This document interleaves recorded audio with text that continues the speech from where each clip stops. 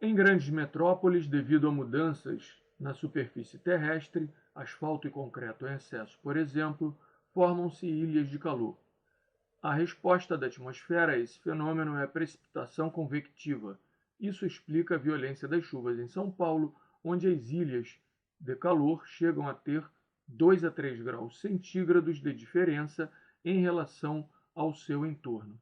Revista Terra da Gente, ano 5, número 60, abril de 2009, texto adaptado. As características físicas, tanto do material como da estrutura projetada de uma edificação, são a base para a compreensão de resposta daquela tecnologia construtiva em termos do conforto ambiental. Nas mesmas condições ambientais, temperatura, umidade e pressão, uma quadra terá melhor conforto térmico se, ora, conforto térmico significa a sensação de conforto em relação à pressão. Quando subimos uma serra, sentimos um certo desconforto no ouvido algumas vezes. Umidade, em lugares muito úmidos, se estiver quente, isso aumenta a sensação térmica. E temperatura, né? Então a letra A diz que uma quadra terá melhor conforto térmico, maior conforto térmico, né? Isso ela será uma quadra melhor se pavimentada com material de baixo calor específico, pois quanto menor o calor específico de determinado material, menor será a variação térmica sofrida pelo mesmo ao receber determinada quantidade de calor. Note que isso não é verdade. Q é igual a m vezes c vezes ΔT. ΔT é a variação de temperatura, m é a massa, Q a quantidade de calor cedida ou recebida por uma substância de calor específico C. O conceito de calor específico é o seguinte: é a quantidade de calor por unidade de massa para que se produza uma variação de 1 grau Celsius. No caso da água, por exemplo, a quantidade de calor necessária por grama para que se produza a variação de 1 grau Celsius é uma caloria. Então, o calor específico da água é 1 caloria por grama grau Celsius. Isso entre 14,5 e 15,5 graus Celsius. Então, observando o que está sendo dito aqui e tirando ΔT em termos de Q, M e C, vemos que o calor específico, estando aqui no denominador, quanto maior o calor específico, menor será a variação de temperatura.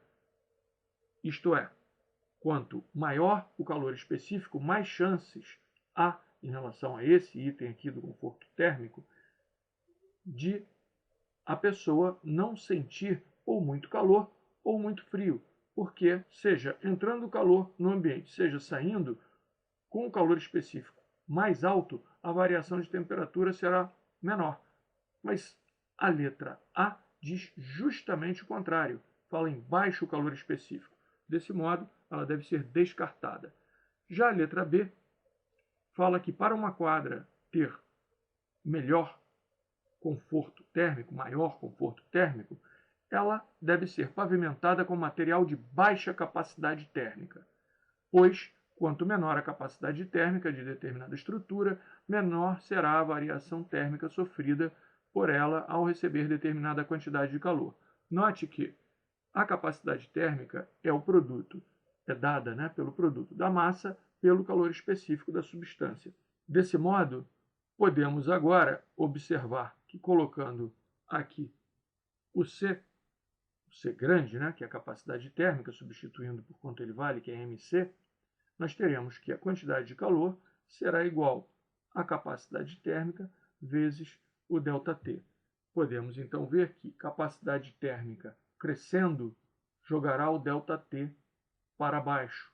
Isso é o que interessa quando se busca conforto térmico. Então, a análise feita aqui para a capacidade térmica, como não poderia deixar de ser, é a mesma feita para o calor específico, o que nos permite escrever do mesmo modo que escrevemos aqui, que ΔT é igual a Q sobre C, e vemos que, do mesmo modo que C, calor específico, estava no denominador, aqui a capacidade térmica também está, de modo que ambos crescendo promoverão baixa variação de temperatura, que é o que interessa para que haja conforto térmico.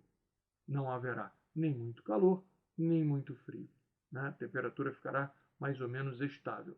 Isso então desqualifica também a letra B. E a letra C diz que uma quadra terá maior conforto térmico se for pavimentada com material de alta capacidade térmica, pois quanto maior a capacidade térmica de determinada estrutura, menor será a variação térmica sofrida por ela ao receber determinada quantidade de calor. Bem, isso está correto, está de acordo com a equação que aqui indicamos e com a discussão que já tivemos. Desse modo, a letra C é a correta. Mas vamos discutir a letra D e a letra E. A letra D diz que, para que uma quadra tenha maior conforto térmico, ela deve possuir um sistema de vaporização, pois ambientes mais úmidos permitem uma mudança de temperatura lenta, já que o vapor d'água possui a capacidade de armazenar calor sem grandes alterações térmicas, devido ao baixo calor específico da água. O calor específico da água ele não é baixo, sobretudo comparado ao da madeira, né? O calor específico da madeira, não sei se as pessoas tiveram acesso a uma tabela de calores específicos na hora da prova, mas o calor específico da madeira vale 0,42 calorias por grama grau Celsius. Isso é menos da metade do calor específico da água, que é de 1 caloria por grama grau Celsius, como já comentamos. Desse modo, observando que essa frase aqui, que indica que possui a capacidade de armazenar calor sem grandes alterações térmicas, isso indica alto C. E ele diz que isso é devido ao baixo C, né? Ao baixo calor específico.